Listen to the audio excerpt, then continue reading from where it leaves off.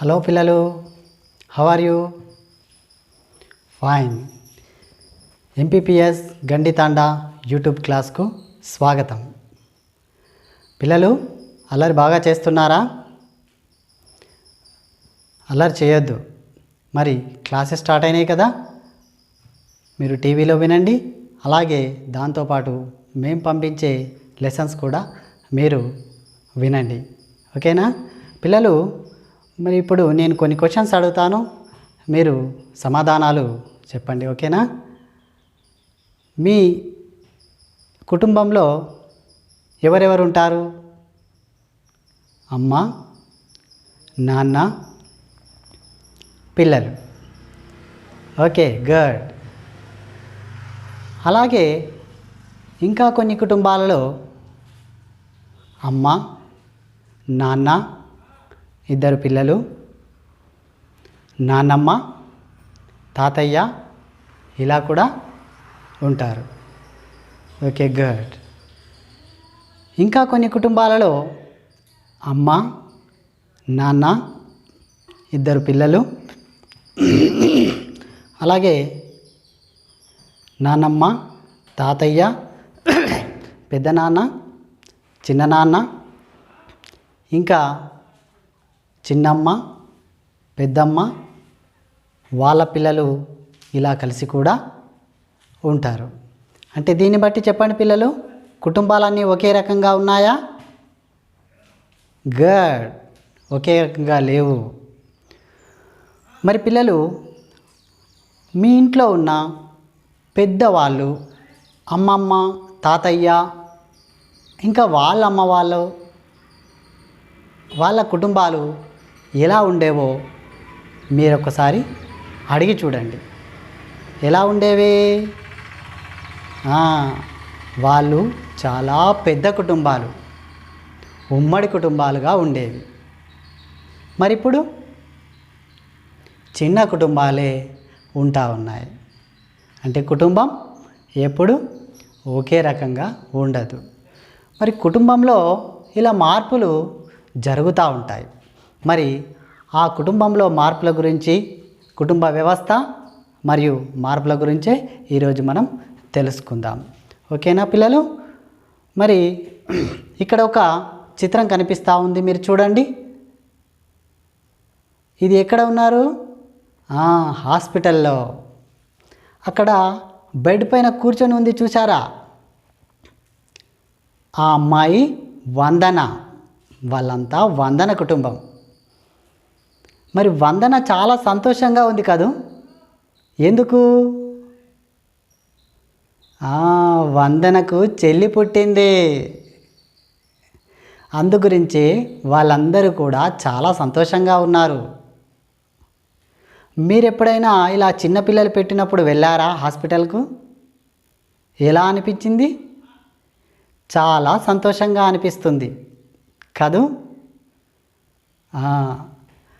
మరి వాళ్ళ నాన్న, వాళ్ళ అమ్మ వందన చాలా సంతోషంగా ఉన్నారు. కొద్ది రోజుల తర్వాత వాళ్ళు ఇంటికి తిరిగి వస్తున్నారు. చూడండి, ఈ చిత్రాన్ని చూడండి.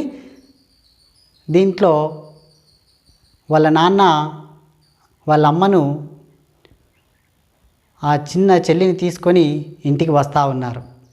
డోర్ దగ్గర ఎవరున్నారు చూడండి? తాతయ్య. Very good.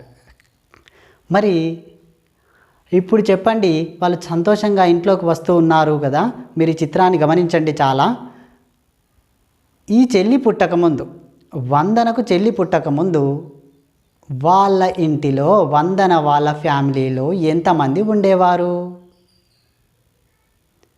Okay, good. 5. Very nice పిల్లలు. మరి ఇప్పుడు చెప్పండి, ఇప్పుడు కుటుంబంలో ఎంతమంది ఉన్నారు? గుడ్. 6. Very good. చాలా బాగా సమాధానం చెప్పారు పిల్లలు. మరి ఇప్పుడు చెప్పండి, వాళ్ళ కుటుంబంలో మార్పు ఏమైనా జరిగిందా? గుడ్. మార్పు జరిగింది, కుటుంబం పెరిగింది. Very good, very good.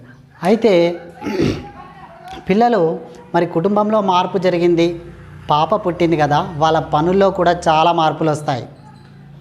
మరి వందన వాళ్ళ కుటుంబంలో వాళ్ళ అమ్మ చేసే పనుల్లో ఏమేం మార్పులు వచ్చి ఉంటాయి మీరు చెప్పండి. గుడ్. వాళ్ళ అమ్మకు వాళ్ళ పాపను చూసుకోవడం, బట్టలు ఉతకడం, పాపకు తినిపించడం, డ్రెస్సింగ్ చేయడం, ఇలాంటి పనుల్లో మార్పులు వచ్చాయి. మరి నాన్నకేమైనా మార్పులు వస్తాయా? తప్పనిసరి. నాన్న పాప కోసం ఇంకొంత ఎక్కువ కష్టపడాలి. పాప కోసం డ్రెస్సులు తీసుకురావాలి, బయట నుంచి బొమ్మలు తేవాలి. అలాగే నాన్నమ్మ తాతయ్యకు కూడా పని పెరిగింది రోయ్. వాళ్ళు పాపను బాగా ఆడించాలి. అదే కాదు, వందనకు పని పెరిగింది. ఏంటి, మీరు ఎప్పుడైనా ఆడించారా మీ ఇంట్లో తమ్ముడు చెల్లెను? అలాగే వందనకు కూడా పని పెరిగిపోయింది. ఇలా కుటుంబంలో మార్పులు జరిగినప్పుడు పనుల్లో కూడా మార్పులు జరుగుతూ ఉంటాయి. అంటే చెప్పండి, జన్మించడం, పిల్లలు పుట్టడం ద్వారా కుటుంబంలో మార్పులు వస్తాయి. ఓకే పిల్లలు, ఇక్కడ చూడండి, ఇంకో చిత్రాన్ని చూడండి. ఇక్కడ ఒక పెళ్ళి జరుగుతూ ఉంది, చూసారా?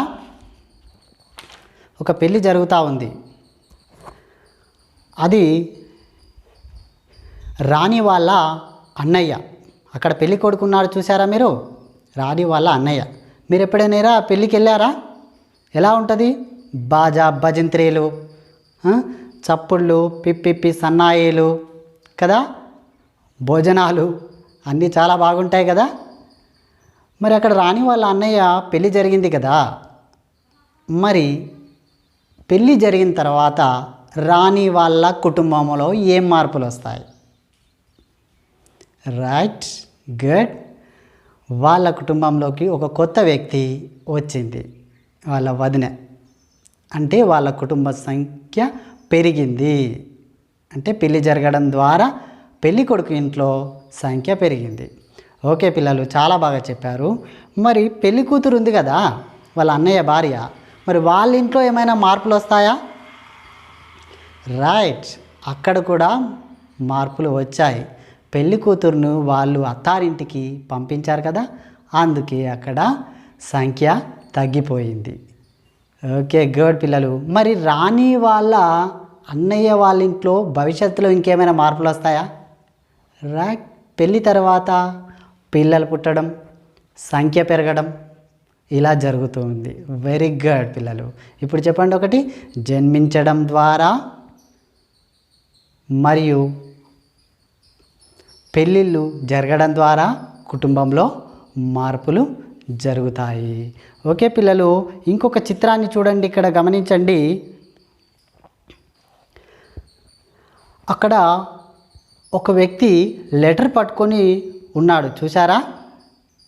గమనించండి, అతడు ఆదిత్య వాళ్ళ నాన్న. ఆ లెటర్ పట్టుకొని కుటుంబ సభ్యులకు చెప్తా ఉన్నాడు. ఆదిత్య వాళ్ళు ఎక్కడుంటారో తెలుసా? మెదక్లో. వాళ్ళ నాన్న బ్యాంక్లో జాబ్ చేస్తూ ఉంటాడు, మెదక్లో ఉంటారు. వాళ్ళంతా ఉమ్మడి కుటుంబం, అందరూ కలిసి ఉంటారు. ఎక్కడుంటారు పిల్లలు? ఎక్కడుంటాడు ఆదిత్య చెప్పండి, వాళ్ళ ఫ్యామిలీ? మెదక్. ఓకే, మరి వీళ్ళ నాన్నకు లెటర్ వచ్చింది కదా, ఆ లెటర్ ట్రాన్స్ఫర్ లెటర్.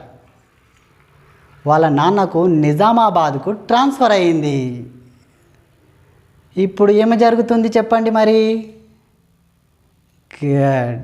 ఆదిత్య వాళ్ళ నాన్న, అమ్మ వీళ్ళు నిజామాబాద్కు వెళ్ళిపోవాలి. మరి వెళ్ళిపోయినప్పుడు ఇక్కడ ఏమైనా మార్పు జరుగుతుందా? రైట్, వాళ్ళ ఉమ్మడి కుటుంబంలో సంఖ్య తగ్గిపోయి కుటుంబంలో మార్పులు జరుగుతున్నాయి. అంటే ట్రాన్స్ఫర్ అయినప్పుడు కూడా ఉద్యోగరీత్యా వేరే ప్రాంతాలకు వెళ్ళినప్పుడు, ఇంకా పని నిమిత్తము పట్టణాలకు వెళ్ళినప్పుడు కుటుంబంలో మార్పులు జరుగుతున్నాయి. ఇప్పుడు చెప్పండి పిల్లలు, మనకు ఏ ఏ సందర్భాలలో కుటుంబంలో మార్పులు జరుగుతున్నాయి? గుడ్. పిల్లలు పుట్టడం, పెళ్ళిళ్ళు జరగడం, పని రీత్యా దూర ప్రాంతాలకు వెళ్ళడం. వెరీ గుడ్ పిల్లలు, చాలా బాగా చెప్పారు. అలాగే మీరు ఒక పట్టిక ఉంది చూడండి, ఈ పట్టికను మీకు నేను పంపిస్తా. ఈ పట్టికలో మీ కుటుంబం ఇక్కడ ఎప్పుడు నుంచి ఉంది, అప్పుడు సంఖ్య ఎంత, ఇప్పుడు ఈ ప్రాంతానికి ఎప్పుడు వచ్చారు, ఎందుకు మార్పులు జరిగాయి, ఈ పట్టిక ఉంది, మీరు తప్పనిసరి పూరించండి. అలాగే పిల్లలు, కుటుంబంలో మార్పులు జరుగుతూ ఉన్నాయి. చాలా రోజుల క్రితం కుటుంబం చాలా పెద్దగా ఉండేది పిల్లలు. అమ్మమ్మ, తాతయ్య, నాయనమ్మ చాలామంది కలిసి ఉండేవాళ్ళు. మా నానమ్మ కూడా మాకు చెప్పేది, చాలామంది పిల్లలు అందరూ కలిసి ఉండేవారు. మా అత్తమ్మ కూడా మా దగ్గరే ఉండేదట. ఇలా మరి ఇప్పుడు వ్యష్టి కుటుంబాలు, చిన్న కుటుంబాలు అయిపోయాయి. ఉమ్మడి కుటుంబం నుంచి చిన్న కుటుంబం, పెళ్ళిళ్ళు కాగానే దూరంగా ఉండడం వల్ల కుటుంబంలో పరిస్థితులు మారినాయి, చిన్న కుటుంబాలు వచ్చినాయి. కానీ పరిస్థితులు నాడు ఒకలాగా ఉన్నాయి, నేడు ఇంకోలా ఉంది, రేపు ఇంకెలా ఉంటుందో. ప్రస్తుతానికే పిల్లలు చూడండి, చిన్న చిన్న పిల్లల్నే చదువుల నిమిత్తం హాస్టళ్లలో ఉంచుతున్నారు. చిన్న కుటుంబాలు కాస్త ఇంకా చిన్నగా అయిపోయినాయి. ఇలా కుటుంబంలో మార్పులు జరుగుతూ ఉన్నాయి. అలాగే పిల్లలు, కుటుంబం నిర్వహణ జరగాలి, కుటుంబం నడవాలి అంటే ఇంట్లో కొన్ని మనకు వస్తువులు అవసరం. వీటిని ఏమంటాం? గృహోపకరణాలు. Very good. మీ ఇంట్లో ఉన్నాయి చెప్పండి గృహోపకరణాలు. రోలు, స్టవ్, ఇంకా కొందరి ఇళ్ళల్లో గ్రైండర్, కొందరి ఇళ్ళల్లో ఫ్రిడ్జ్, ఇంకా కొందరిలో ఎలక్ట్రిక్ స్టవ్, కొన్ని ఇళ్ళల్లో రైస్ కుక్కర్, ఫ్రిడ్జ్, ఇంకా చాలా రేర్గా కొందరి ఇళ్ళలో ఉంటాయి ఏసీలు, అలాగే వాషింగ్ మిషన్. ఇవన్నీ కూడా గృహోపకరణాలు. మరి గృహోపకరణాలు ఎందుకు? మన పనిని తేలికగా చేయడానికి, తొందరగా చేసుకోవడానికి గృహోపకరణాలు చాలా అవసరం. అప్పటికి ఇప్పటికి చాలా మార్పులు జరిగినాయి. మీ అమ్మమ్మని అడిగి చూడండి, వాళ్ళు దేనిపై వంట చేసి ఉంటారు. గుడ్, వాళ్ళు పొయ్యి మీద వంట చేసారు. మరి ఇప్పుడు కట్టెల పొయ్యి మీద అప్పుడు చేసిరు కదా, మరి ఇప్పుడు స్టవ్, సిలిండర్. మరి అమ్మమ్మ వాళ్ళు కుడుకలు రుబ్బడం, ఇంకా వేరే వాటిని మసాలాలు దంచడం దేని మీద చేసేవారు? గుడ్, రోళ్ళలో చేసేవారు. మరి ఇప్పుడు గ్రైండర్, రై రై గ్రైండర్స్ కదా. అంటే గృహోపకరణాల్లో కూడా మార్పులు వచ్చాయి, టెక్నాలజీ పెరుగుతూ ఉంది, వస్తున్నాయి. ఇప్పుడు చూడండి, మీతో దగ్గర లేకున్నా నేను మీతో లెసన్ చెప్పట్లేదు. ఇలా టెక్నాలజీ మారినట్టుగా గృహోపకరణాల్లో కూడా మార్పులు వస్తూ ఉన్నాయి పిల్లలు.